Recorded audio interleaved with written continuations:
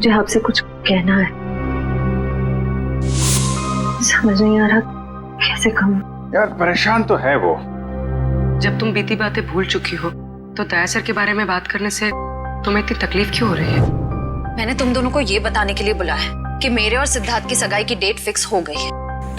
तुम ये शादी किसी दबाव में तो नहीं कर रही हो ना? क्या डेट फिक्स हुई है एंगेजमेंट की? 28 सितंबर। श्रेया ने जो फैसला लिया है उसके पीछे कोई तो वजह है, तो क्या वजह हो सकती है?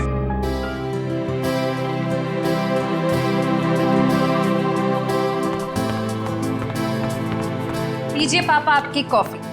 लाओ लाओ लाओ। बिल्कुल वैसी जैसे आपको पसंद है। गरम है आराम से।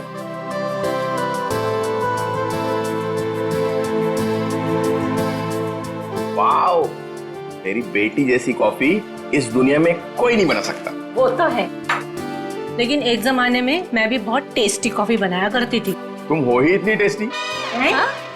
मेरा मतलब है तुम आज भी उतनी टेस्टी कॉफी बनाती हो। आप भी ना बेटी के सामने कुछ भी बोल रहे हो। क्यों, क्या हुआ? श्रेया बेटा, तुम्हें कोई प्रॉब्लम है? नहीं पापा, मुझे कोई प्रॉब्लम नहीं है। ये देखो। ना आप खाइए, मैं देखती हूँ।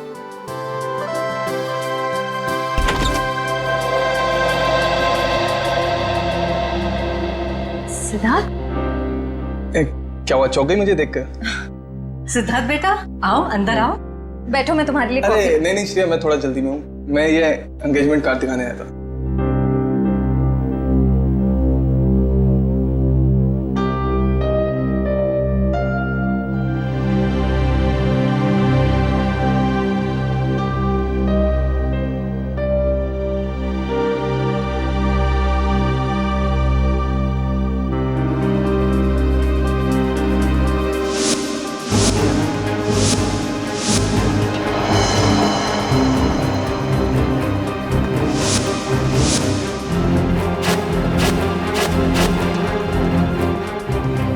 कैसा लगा डिजाइन? कार्ड पसंद नहीं आया? कोई बात नहीं, दूसरा बनवा लेंगे। नहीं, कार्ड अच्छा है।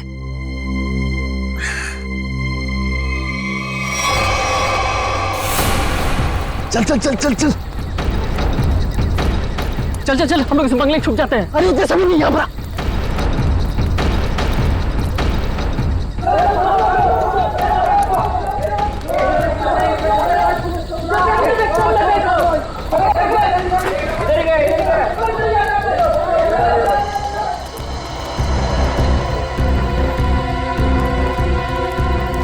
चल चल निकलते हैं यहाँ से। अरे रुक रुक रुक, हम लोग सारा सोना यहीं पे गाड़ देते हैं जमीन में। अबे तेरा दिमाग खराब हो गया है? मोहल्ले के लोगों ने हमारा चेहरा देख लिया है और अगर कल हम यहाँ दोबारा आए तो यहाँ पकड़े जाएंगे, खतरे में पड़ जाएंगे। हम लोग सोना लेकर बाहर नहीं जा सकते हैं, सारे लोग घूम रहे हैं। और तू खतरों से कब से डरने लगा? अरे खतरों से नहीं, तेरी बेवकूफियों से डर रहा हूँ। देखना एक दिन तेरी सारी बेवकूफियां हमें ले डूबेंगी, समझा? तू बेवकूफ किसे बोला? हाँ, सारा प्लान मैंने बनाया है। सारा प्लान तूने बनाया, इसका मतलब ये नहीं कि जेल भेजने का प्लान भी तू बनाएगा, समझो? जरूरी नहीं है मैं तेरा सारा बात मानूं, समझा? सोना यहीं गाड़ेंगे, यहीं। अच्छा, गाड़ के दिखा। अच्छा,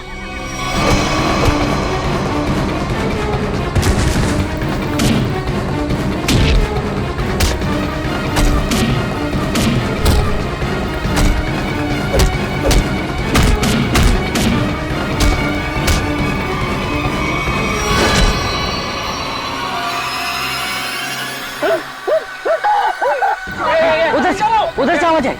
चल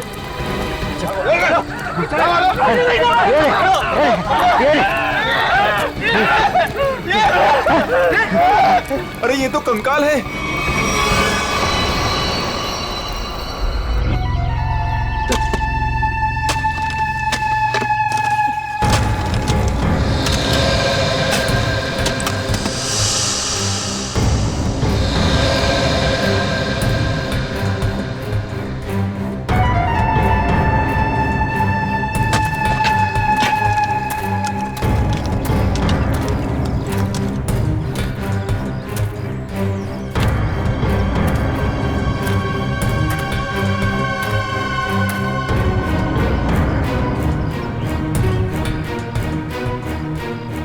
कैसा दिमाग होता है इन मुजरिमों का।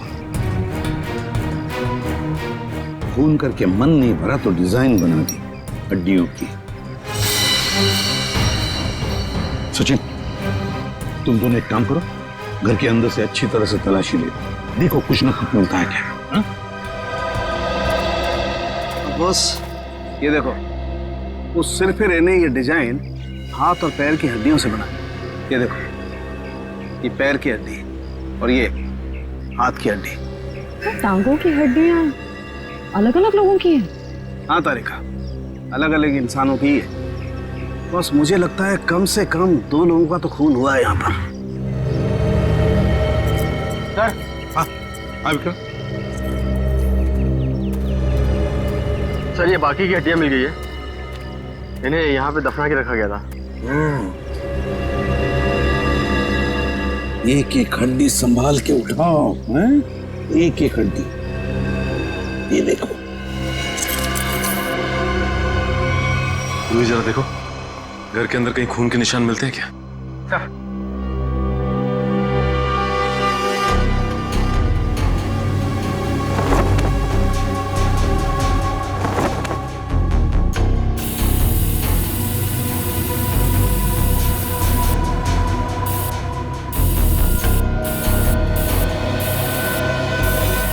जी सर, गांव वालों का कहना है कि 1984 में इस घर के मालिक अपने पूरे परिवार के साथ ऑस्ट्रेलिया चले गए थे छुट्टी मनाने के लिए। कुछ दिनों बाद उनकी मौत की खबर आई वहां से। पूरी फैमिली समुंदर में डूब गई। अच्छा एक बात बताइए, ये उनकी मौत के बाद कोई घर का ख्याल वाल रखने नहीं आया था? नहीं सर, दोस्तों और रिश्तेदारों को लगता था कि इस घर में कुछ आत्माएं। आत्मा? अच्छा, आप लोगों ने यहाँ पे आत्मा देखी है क्या? जी सर, कुछ परछाइयाँ दिखती रहती हैं अक्सर। हाँ, और कुछ ऐसी भयानक सी आवाजें भी आती है सर। हाँ? कैसी भयानक सी आवाजें? सर, कभी किसी के चीखने की आवाज, कभी किसी के रोने की आवाज आती है।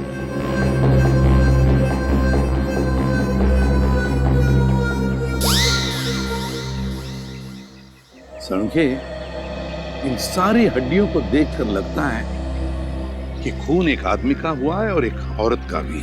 ये देखना, पेल्विक गर्ड, एक पेल्विक गर्डल किसी औरत की है। हाँ बस, लेकिन एक कमाल की बात है, क्या? इन सारी हड्डियों में किसी की भी खोपड़ी की हड्डी नहीं मिली। हो सकता है खोपड़ियां किसी और जगह पे छुपा कर रखी हो या फेंक दी हो सकता है ना। मयूर, विक्रम, काम करो, बंगले के आसपास का एरिया अच्छी तरह से छानो और ढूंढो, देखो, कुछ न कुछ तो जरूर मिलेगा। एक एक कोना भी मत छोड़ो। जाओ। yes, sir. ये बंगला बंद ही रहता है और आप लोग आसपास रहते हैं? जी सर। यही घर मिला था तुम लोगों को?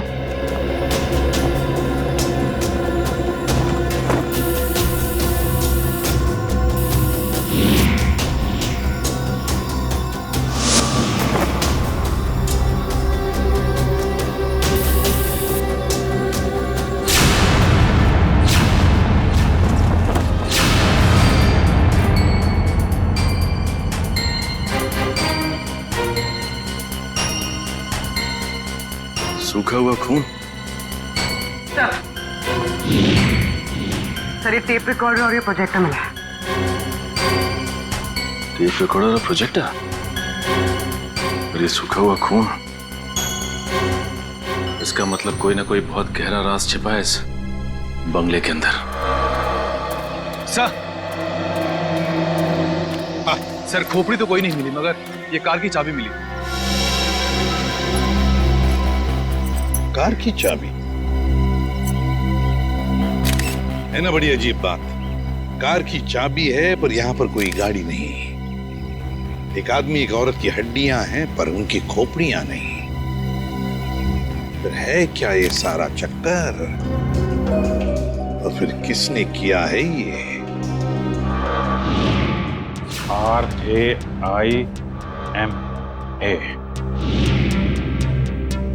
हड्डियों से रायमा लिखा है सर। रायमा लगता है किसी लड़की का नाम है ये।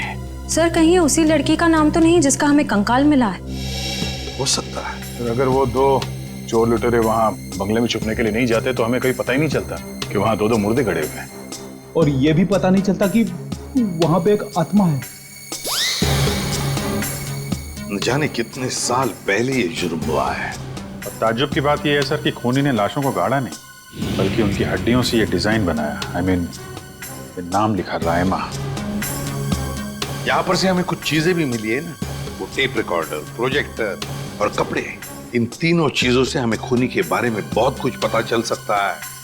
ज्यादा देर खुला नहीं घूमेगा ये खूनी। सर हमने उन सब चीजों को रिपेयर के लिए भेज दिया है। बहुत जल्द पता चल जाएगा कि हमारा शक सही था या गलत। और वो गाड़ी की चाबी जो हमें मिली थी, कीजो कार की चाबी। कीजो, अच्छा। तो फिर कीजो कार कंपनी से हमें पता चल सकता है। क्या आप हमें बता सकते हैं ये चाबी किस गाड़ी की है और ये गाड़ी आपसे खरीदी किसने? बिल्कुल बता सकते हैं, सबके इग्निशन पॉइंट में डालकर देखेंगे, फौरन पता चल जाएगा। आइए सर। एक मिनट, उससे पहले आप ग्लव्स पहन लीजिए। Thank you.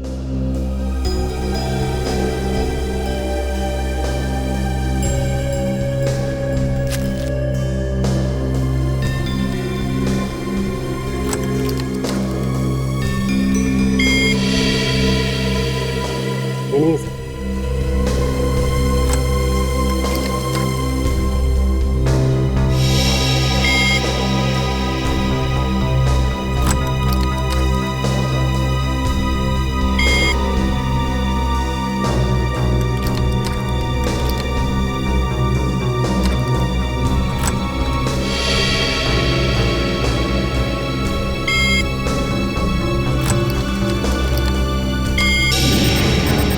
ये देखिए सर, मैच कर गई। सर ये 2009 की कीजो एफएक्स मॉडल है और हमने इसे बनवाना बंद कर दिया है। कीजो एफएक्स 2009 मॉडल। आपके किसी कस्टमर ने कोई रिक्वेस्ट की थी ऐसी चाबी की डुप्लीकेट चाबी बनवाने की? पता करने में तो बहुत वक्त लग जाएगा। तो ठीक है, आप पता कीजिए। तब तक हम ये पता करते हैं कि 2009 के कीजो एफएक्स मॉडल की कितनी गाड़ियां चोरी हुई थी। मिलिंद जी। जी सर। कुछ हो रहा है कि नहीं? सर मैं कोशिश तो कर रहा हूं सर।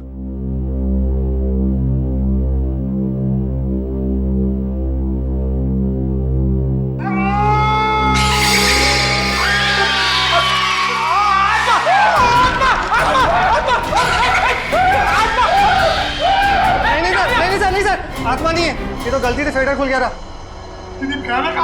हाँ, ये वही रिकॉर्डर है जो आप लोग लेके आए थे, उसी में से आवाज आ रही थी। सर, ये आत्माओं ने शॉर्टकट मारना शुरू कर दिया है। ये अपनी आवाज यूज नहीं करती हैं, इस टेप रिकॉर्डर में आवाज डाल के यूज करती हैं। पंकज, ऐसा भी हो सकता है कि वहां पे कोई आत्मा हो ही ना, कोई इंसान ही ये सब खेल खेल रहा हो। मिलिंद जी। जी सर। आपको इस प्रोजेक्टर से क्या फुटेज मिला? हाँ सर, एक मिनट। हेलो रचना, तुम नीचे खड़ी हो? ओके, तुम वहीं रुको, मैं आता हूं। सर सॉरी सर, मुझे किसी काम की वजह से नीचे जाना पड़ रहा है। आप लोग ये रिमोट लीजिए ना, आप लोग फुटेज देखिए, पर सर जरा ध्यान से। ध्यान से क्यों? क्योंकि सर ये फुटेज कमजोर दिल वालों के लिए नहीं है।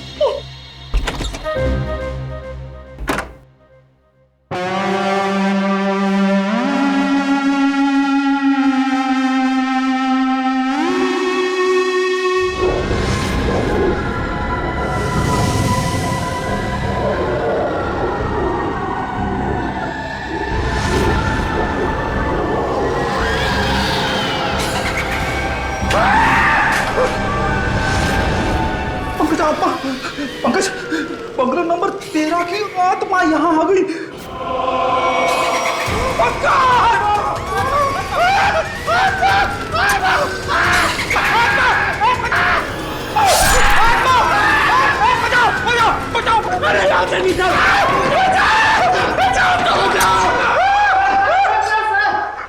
मैंने तो पहले कहा था सर, ये फुटेज कमजोर दिल वालों के लिए नहीं है।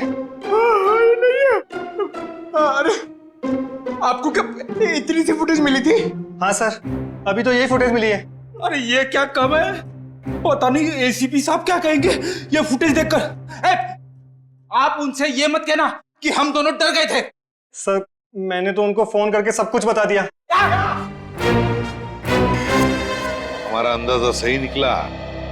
ये खूनी इस प्रोजेक्टर के जरिए किसी को डरा रहा था, आत्मा बनकर। सर हो सकता है कि इस फुटेज का उन मुर्दों के साथ कोई लेना देना ही ना हो। I mean, लोगों में ये अफवाह फैली है कि इस बंगले में आत्मा है, तो हो सकता है कि ये पूरी फुटेज किसी ने किसी के साथ मजाक करने के लिए बनाई हो।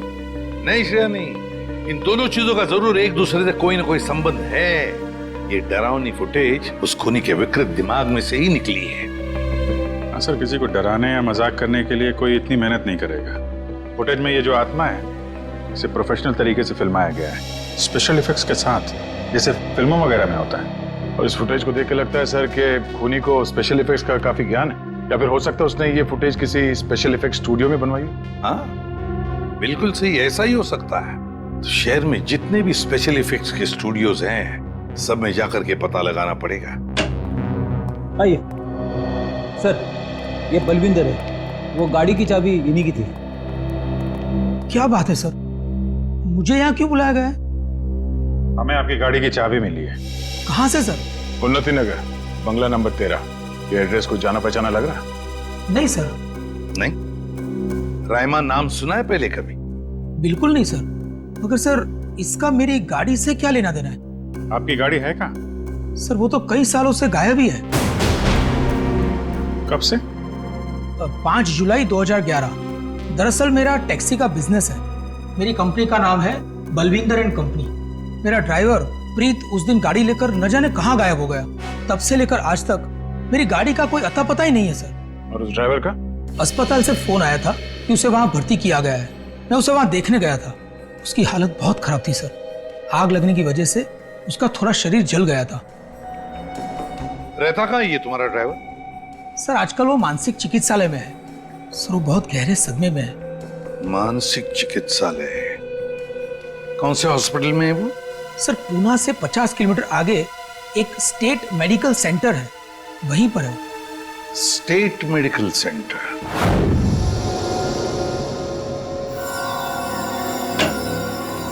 हाँ तारिका जी, कुछ बात बनी? सर चेक कर रहे हैं ना, कुछ ना कुछ तो पता चल ही जाएगा। भाई साहब, मैं दिखाई नहीं दिया आपको? दिखाई? अरे सर, आप तो सपने में भी दिखाई देते हैं। हाँ सर, आज सुबह ही सपना देख रहा था। जैसे ही मैं फॉरेंसिक लैब में आता हूँ, आप इस केस के बारे में कुछ ऐसी बातें बताते हैं कि शाम तक खूनी पकड़ा गया। विजीत, तुमने सपना देखा? जी सर। और सपने में मुझे देखा? जी सर। तुमने सपने में तारिका जी को देखा होगा। जी सर। नहीं सॉरी सर, क्या कह रहे हैं सर आप भी? तो बताइए डॉक्टर साहब, इन कंकालों ने अपनी आप बीती बताई? हाँ, थोड़ी बहुत बातें पता चली है। सबसे खास बात ये कि ये कंकाल वक्त के साथ कंकाल नहीं बने। खूनी ने इन्हें मारने के बाद तुरंत इन्हें कंकालों में बदल दिया है। मतलब खूनी ने इनकी खाल को एसिड से जला दिया है। माय गॉड, इतनी बेरहमी से मौत हुई इनकी। और ये जो कंकाल है ना, ये कंकाल एक आदमी का है। इसकी उम्र 30 से 35 साल है और इसकी लंबाई लगभग 6 फीट के आसपास। और ये जो हाथ पे उंगलियों में आपने निशान लगा रखा है, ये क्या है? हाँ, दरअसल इसकी उंगलियों में, इसकी कलाई पे मुझे बहुत कुछ टूट फूट दिखाई दी। मतलब ये आदमी अपने हाथों का बहुत ज्यादा इस्तेमाल करता है। शायद ये किसी ऐसे प्रोफेशन में होगा जहाँ हाथों का काफी इस्तेमाल होता है, या तो कोई मजदूर या फिर कोई आर्टिस्ट। और ये दूसरा कंकाल लड़की का, उसे क्या पता चला? दया, इस लड़की की उम्र लगभग 30 साल। इसकी लंबाई 5 फीट 4-5 इंच है, बस इससे ज्यादा कुछ पता नहीं चल पाया। और ये जो ड्रेस पे खून लगा है, इसका क्या? टेस्ट करने से पता चला कि ये खून नहीं है, लमाइन रेड नाम का केमिकल है, जिसका इस्तेमाल ज्यादातर फिल्म्स, टीवी सीरियल्स और नाटकों में किया जाता है, नकली खून दिखाने के लिए। तो इसका मतलब किसी ने पूरी तैयारी कर रखी थी, ये बंगला नंबर 13 में किसी को डराने की। पकड़ा जाएगा, वो खूनी भी है और वो डराने वाला भी, अगर दोनों अलग अलग है तो। डॉक्टर साहब, कितना टाइम लगेगा ये पता करने के लिए कि कंकाल कितना पुराना है? थोड़ा वक्त लगेगा दया, तुम तो जानते हो कार्बन डेटिंग में थोड़ा वक्त लगता है।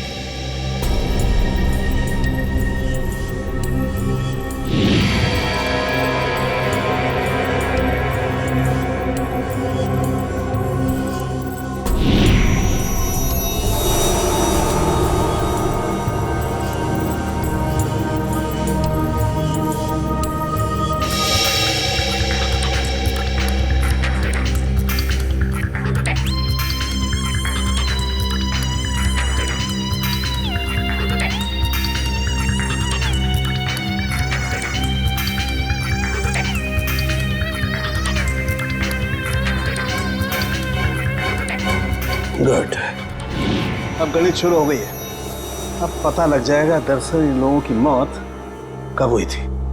सर मुझे लगता है इन दोनों को एक साथ ही मारा होगा।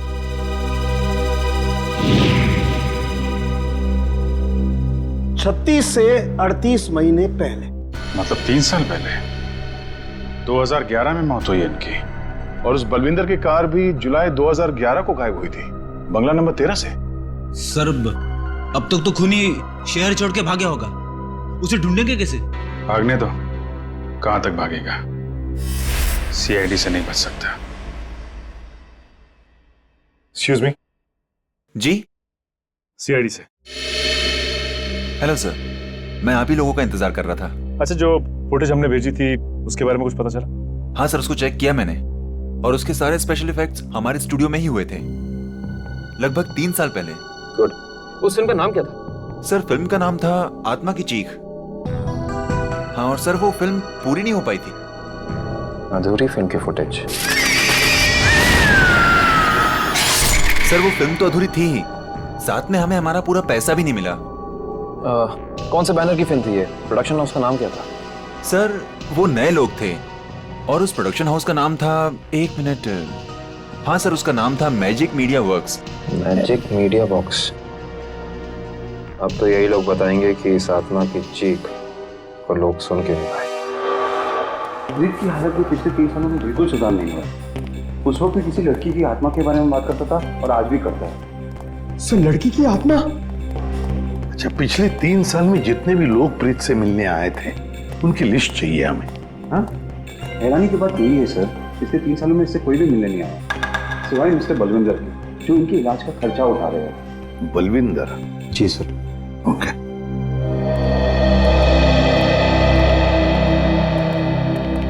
प्रीत, ये सीआईडी ऑफिसर्स है, ये तुमसे कुछ बात करना चाहते हैं।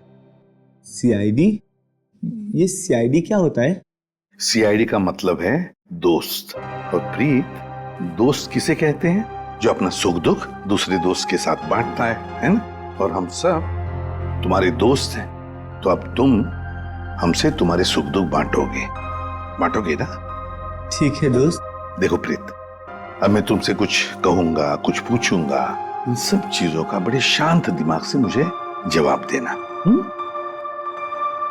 याद करो, जुलाई महीना 2011, तुम उस रात बंगला नंबर 13 में गए थे 2 लोगों को लेकर। हाँ, 2011 बंगला नंबर 13। बंगला नंबर 13, क्या हुआ था वहां पर? तुम लोग मेरे दोस्त नहीं हो, तुम लोग मेरे दोस्त नहीं हो। राइमा ने भेजा ना तुम लोग को मुझे मारने के लिए। राइमा ने भेजा ना? नहीं, राइमा ने नहीं भेजा है। हम लोग दोस्त हैं तुम्हारे। हाँ पक्का? बिल्कुल पक्का, राइमा ने नहीं भेजा है हमें। अब बताओ क्या हुआ था उस रात उस बंगले में, है? बंगला नंबर 13। एक आदमी और औरत ने पैसे दिए थे मुझे उन्हें वहां ले जाने के लिए। ये क्या? राइमा चीख रही है, राइमा चीख रही है, मुझे मार देगी, मुझसे बदला लेना चाहती है। राइमा तुम्हारे पीछे है। ये बात करने की स्थिति में नहीं है अभी। आई एम सॉरी डॉक्टर साहब, 2 मिनट और। सॉरी, मैं आपके केस के लिए मैं अपने पेशेंट की जान खतरे में नहीं डाल सकता। Please cooperate. ठीक है। मुझे मार देगी, मुझसे बदला लेना चाहती है। अभिजीत, एक बात तो पक्की है कि उस रात प्रीत बंगला नंबर 13 में एक आदमी और एक औरत को लेकर गया था, और हमें जो कंकाल मिले हो शायद उसी आदमी और उस औरत के हो। हाँ सर, ये आत्मा वाला ड्रामा करके उनको डराया, मार डाला, फिर सर अलग कर दिया ताकि पहचान ना हो सके। सर ये प्रीत बार बार राइमा आ रही है ऐसा क्यों बोल रहा है? कहीं राइमा जिंदा तो नहीं? इस बात का तो पता लगाना ही पड़ेगा कि प्रीत की बातों में कितनी सच्चाई है और कितना भ्रम। लेकिन एक बात तो पक्की है, इस राइमा का इस केस के साथ कोई ना कोई संबंध जरूर है। इस राइमा की कुंडली निकालो। राइमा,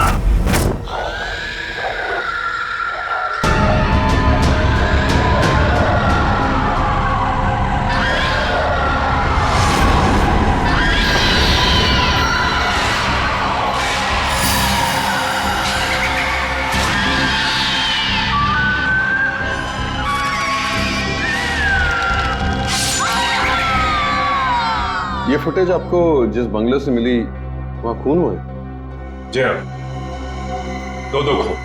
वैसे ये फिल्म की फुटेज आपकी है ना? जी हाँ, क्या बताऊं सर, बड़ी ही मनहूस फिल्म थी। 10 सीन ही शूट किए थे, फिर फिल्म बंद हो गई।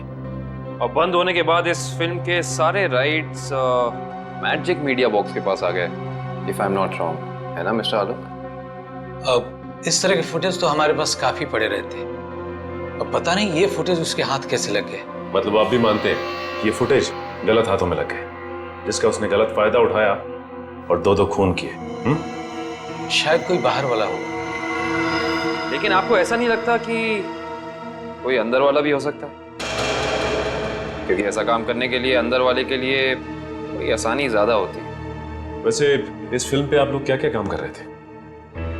सुनील राइटर था, आलोक डायरेक्टर और मृणाल कॉस्ट्यूम डिजाइनर। और आप प्रोड्यूसर, राइट? जी। आप में से कोई राइमा को जानता है?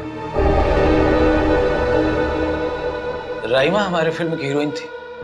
सर, आप कैसे जानते हैं राइमा के बारे में? आप एक काम कीजिए मिस्टर आलोक, आप अपनी फिल्म की हीरोइन राइमा को यहाँ बुला लीजिए। वो एक्चुअली कई साल पहले राइमा एक हादसे में आग में जलकर मर गई। मर गई? अच्छा, राइमा की कोई तस्वीर या फोटो? मृणाल, फोटो लिया। जी सर। एक मिनट, अभी आपने कहा कि वो जल के मर गई, लेकिन कैसे? ज्यादा कुछ तो पता नहीं है, क्योंकि उसके और हमारे बीच तनाव हो गया था। और वो क्यों? वो एक्चुअली हम राइमा को अपनी फिल्म में हीरोइन लेना चाह रहे थे, पर बाद में हमने अपना इरादा बदल लिया और स्मृति को हीरोइन ले लिया और राइमा हो गई साइड एक्ट्रेस। तुम मेरी जगह ये छिपकली को हीरोइन बनाना चाहते हो? तुम्हारा दिमाग खराब हो गया है? राइमा, तमीज से बात करो। मैंने तुमसे कहा ना, अगली फिल्म में तुम्हें हीरोइन बनाऊंगा। इस फिल्म के किरदार के लिए तुमसे बेहतर स्मृति। अच्छा, तो ये बात पहले क्यों नहीं सोची जब मुझे फाइनल किया था?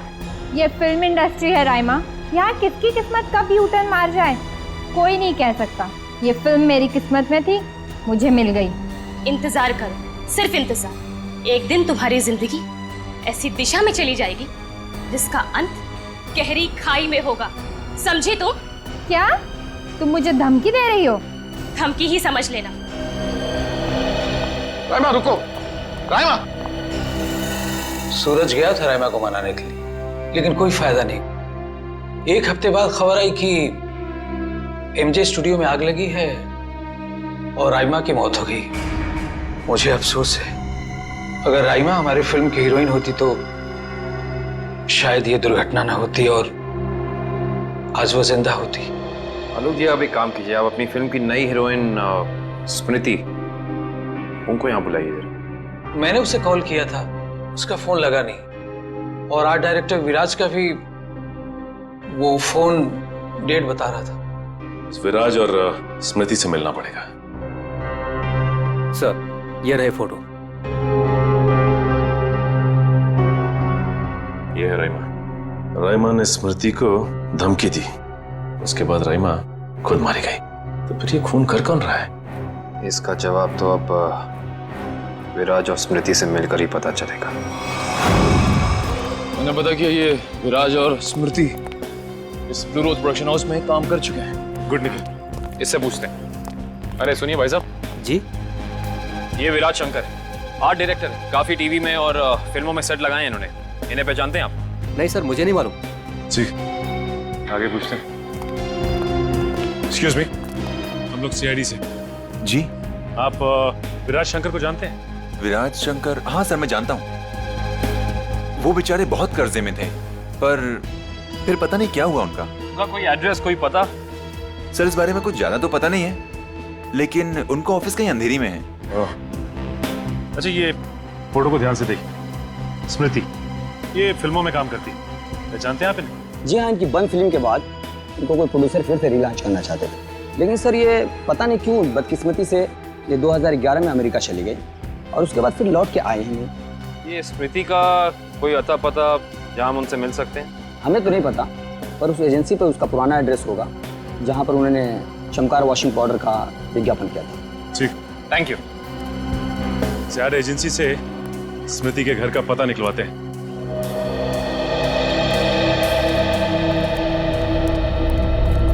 पुलिस की रिपोर्ट के हिसाब से राइमा इसी एमजे स्टूडियो में जलकर मरी है। पता नहीं काबिल, लेकिन ये बात इतनी सीधी है नहीं जितनी की लग रही है। जैसा कि फाइल में लिखा हुआ है कि स्टूडियो में आग लगी रात के 2 बजे। ये राइमा स्टूडियो में 2 बजे करने क्या आई होगी, जबकि यहाँ शूटिंग भी नहीं चल रही थी। सही कह रहे हो सच, लेकिन एक बात है जो मेरे दिमाग से निकल नहीं रही है, वो ये कि यहाँ रात 2 बजे आग लगी तो सुबह 5 बजे तक किसी को पता क्यों नहीं चला? और रिपोर्ट के हिसाब से यहाँ आग 5 बजे लगी। जिन पुलिस वालों ने इस केस की तहकीकात की थी उन्होंने जरूर कुछ गड़बड़ की है, तभी तो केस के 2 महीने के बाद उनका ट्रांसफर यानी कि तबादला हो गया था। हो सकता निकल, लेकिन उससे ज्यादा अहम बात यह है कि रिपोर्ट के हिसाब से यहाँ राइमा की एक हड्डी तक नहीं मिली।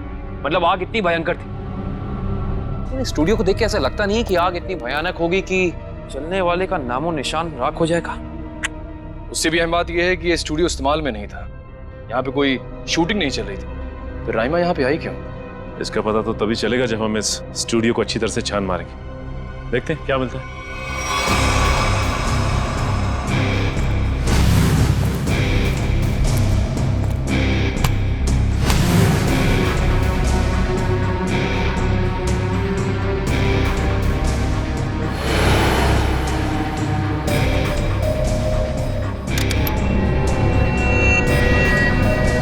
ये देखो, जली हुई गन।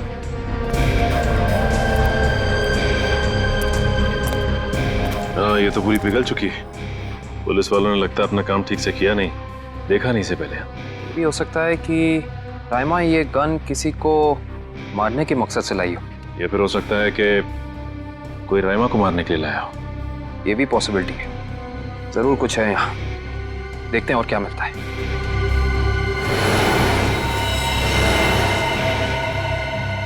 सर, कंकाल। 1 मिनट, देखिए जरा संभाल संभाल। करण, शीट लैम्प।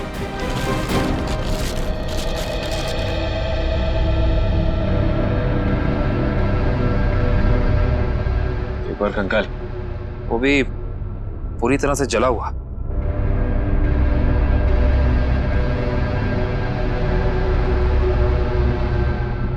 बॉस, इसकी पेल्विक गर्डल से पता लगता है कि ये कंकाल किसी लड़की का है। सर, कहीं ये कंकाल राइमा का तो नहीं है?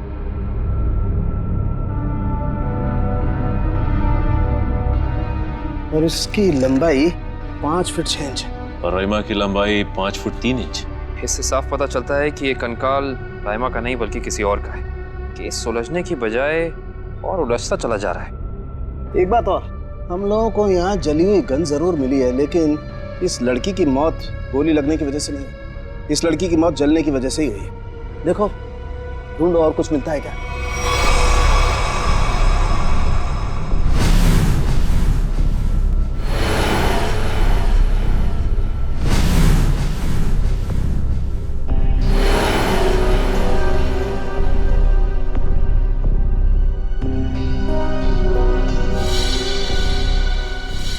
सर ये देखिए सर, बाल बाल।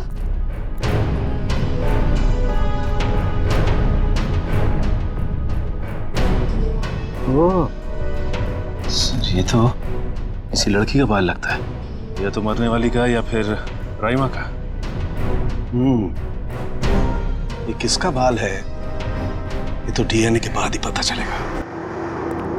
सर, ये अरुण है, विराज जी के वर्कशॉप के इंचार्ज। जी, आपको कुछ बनवाना था?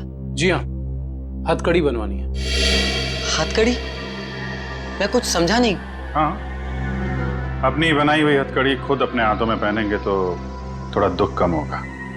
अब समझ में आया, इतने सालों के बाद ख्याल आया आपको कर्ज के रुप में होगा। कर्ज के रुप में? हाँ, इसीलिए तो आप उन्हें ढूंढ रहे हैं, क्योंकि वो लोगों से लिया हुआ कर्ज वापस नहीं कर पाए। नहीं मैडम, हमारा यहाँ आने का मकसद कुछ और है। विराज को बुलाई, कहाँ है वो? ये तो कोई भी नहीं जानता। कर्जदारों से परेशान होकर आज से 3 साल पहले जुलाई 2011 में न जाने कहाँ गायब हो गए। जुलाई 2011? सर, 5 जुलाई 2011। सर, मुझे लगता है कि इस विराज के भागने की वजह कर्जा नहीं कुछ और है, जिसका कुछ ना कुछ संबंध उन कंकालों के साथ जरूर है। मुझे तो लगता है उनमें से एक कंकाल विराज का है। याद है सारुण के साहब ने कहा था, आदमी वाला कंकाल किसी मजदूर या आर्टिस्ट का है जिसने जिंदगी भर अपने हाथों से बहुत काम लिया है। और हो सकता है सर शायद वो दूसरा कंकाल स्मृति का हो। ये विराज के परिवार वाले कहाँ रहते हैं? सर जहां तक मुझे पता है उनके परिवार में कोई और है ही नहीं। विराज अकेले ही थे? जी सर। चीज मिल जाती डीएनए सैंपल के लिए तो कंकाल वाला राज खुल जाता। ये सारी पेंटिंग उन्हीं की है ना? जी सर। देखो जरा।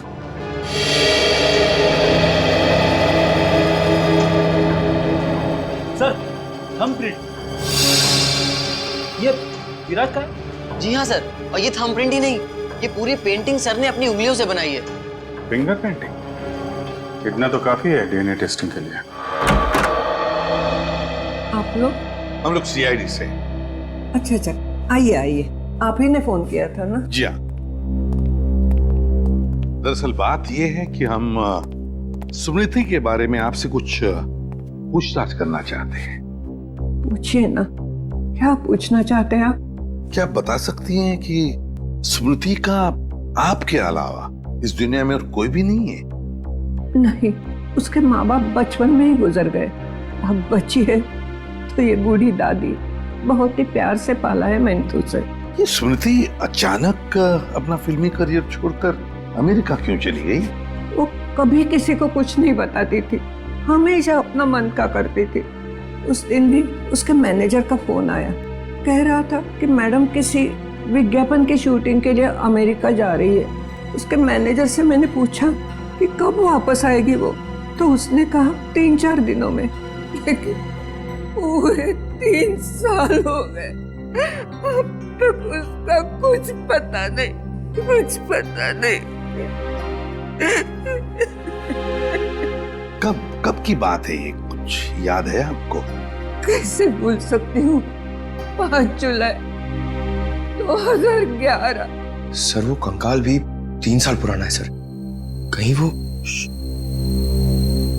सर कम से कम इतना तो पता कर लो, मेरी बच्ची के साथ हुआ क्या? कहीं वो इस दुनिया में है भी या नहीं? जब तक इस राज का बोझ मेरे दिल पर रहेगा, मैं इतना चैन से जी पाऊंगी, न मर पाऊंगी। देखिए, मैं आपसे वादा करता हूं कि सच क्या है इसका हम पता लगा लेंगे। प्लीज आप अपना ख्याल रखिए, ठीक है?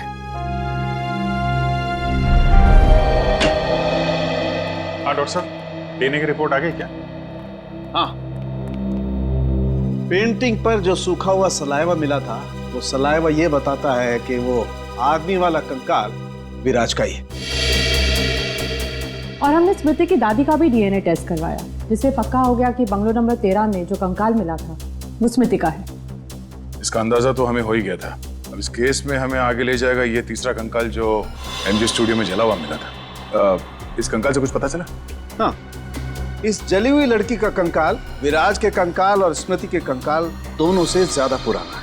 और ऐसा लगता है कि इस लड़की को सिगरेट पीने और तंबाकू खाने की बुरी आदत थी, क्योंकि इसके जबड़ों से हमें तंबाकू के अंश मिले।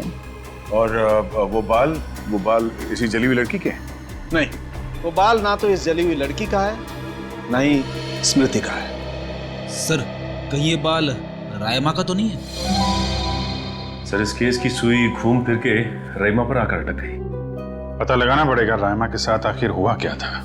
जैसा कि आप देख रहे हैं, सीआईडी ने एक और खूनी को पकड़कर एक बार फिर साबित कर दिया है कि उनके नाक के नीचे से कोई भी मुजरिम बच के निकल नहीं सकता। इस बार पकड़ी गई है बंगलो नंबर 13 में हुए खून की हत्यारी रायमा। एक मिनट प्लीज। सर क्या ये बात सच है कि आप एक बाल के जरिए रायमा तक पहुंच गए? देखिए, इस वक्त हम आपके सवालों का जवाब नहीं दे सकते। जल्दी जब हम प्रेस कॉन्फ्रेंस लेंगे तब आपको सब बता देंगे। ओके, ठीक है? चलिए हटिए, अब जाने दीजिए। चलो हटिए। रायमा जी, आपने उन मासूम लोगों को क्यों मारा? क्या वजह थी इसके पीछे? रायमा जी, रायमा जी, प्लीज पीछे हटिए, प्लीज। रायमा जी,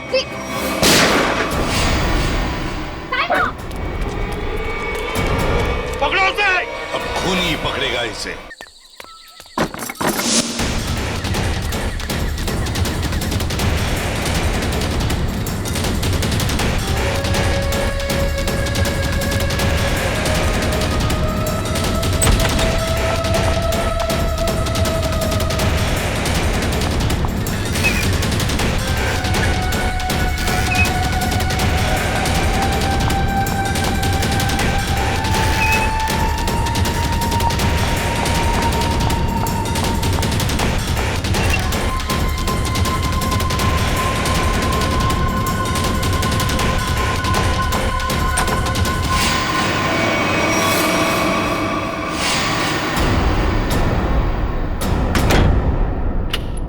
बस, बहुत हो गया, अब कुछ नहीं हो सकता। बाहर आ जाओ। ये कहानी इसी घर से शुरू हुई थी और खत्म भी इसी घर में होगी, आज ही।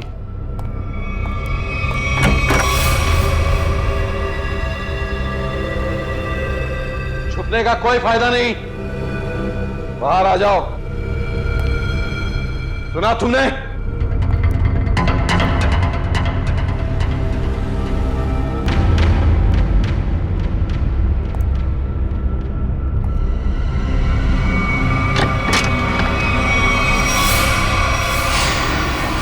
बहुत हो गया नकली रायमा बनने का नाटक। Come on, move.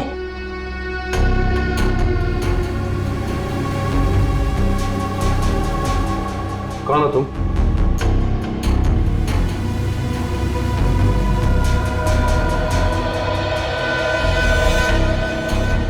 CID office, पूर्वी। सीआईडी?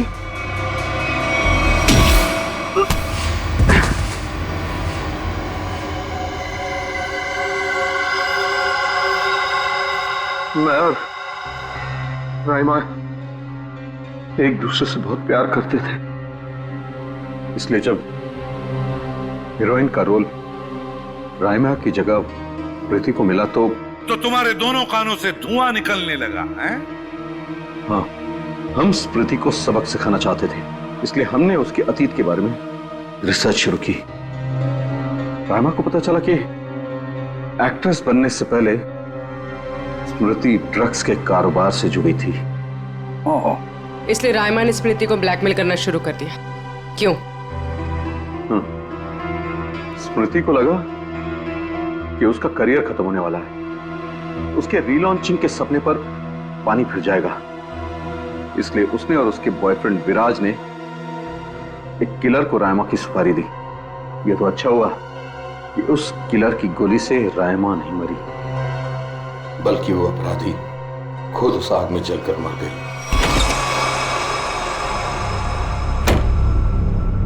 विराज, स्मृति, कहाँ हो तुम दोनों?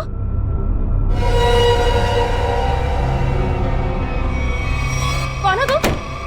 जिया। जिया? कौन जिया? और ये दरवाजा क्यों बंद कर दिया? ताकि तुम्हें अकेले में तोहफा दे सकूं। हाँ? स्मृति और विराज को ब्लैकमेल करने का तोहफा। हाँ? और क्या कर रही हो तुम?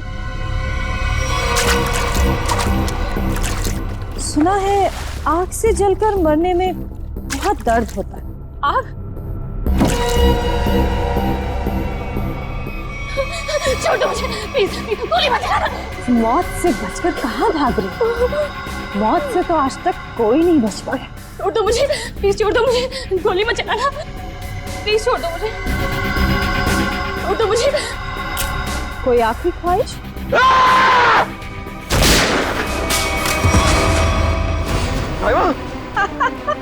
रायमा, मैं तुम्हें कुछ नहीं होने दूंगा। मैं तुमसे बहुत प्यार करता हूँ, मैं तुम्हें कुछ नहीं होने दूंगा रायमा। अब तुम दोनों को मुझसे कोई नहीं बचा सकता। सब फाइनल गुड बाय।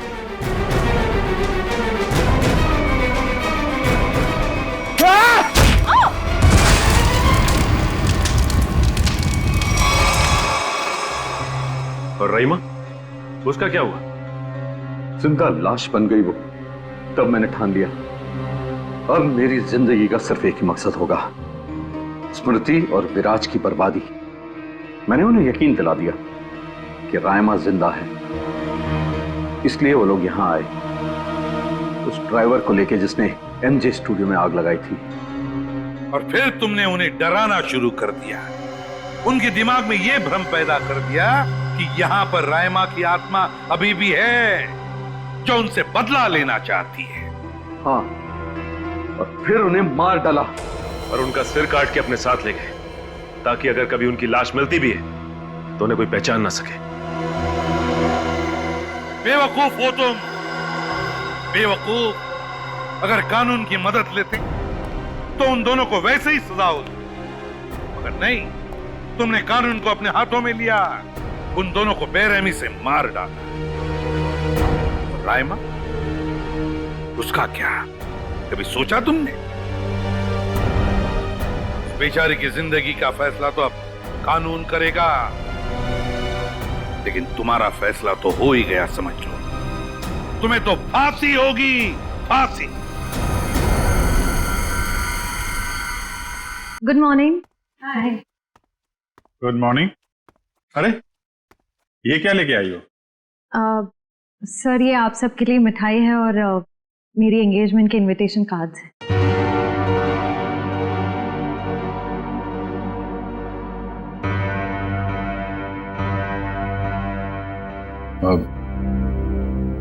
तारीख पक्की होगी?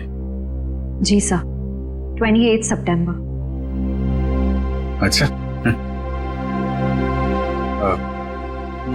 दो हफ्ते बाद ही है। काफी तैयारी करनी होगी आपको तो।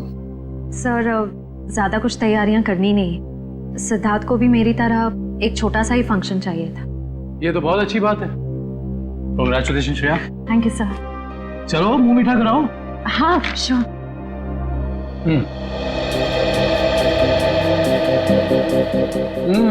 डिनर तो बहुत अच्छे हैं। ओह सर, आप लोग भी लीजिए ना। हाँ हाँ थैंक यू सर। लो फ्रेडी, मुंह मीठा करो। रहने तो मीठा खाने का मन नहीं है मेरा। अरे फ्रेडी, एक लड्डू से कुछ नहीं होगा, लो ना। Sir please. ये हुई ना बात पूर्वी। तुम ही लो श्रेया। नहीं सर थैंक यू, लेकिन आप सबको जरूर आना है। ये भी कोई पूछने की बात है श्रेया? हम सब जरूर आएंगे, है ना सर?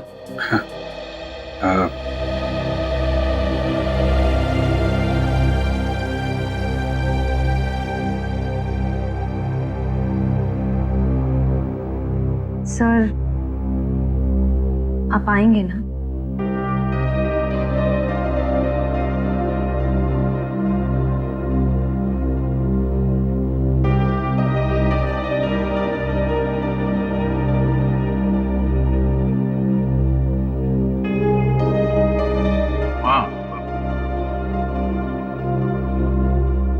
मैं जरूर आऊंगा।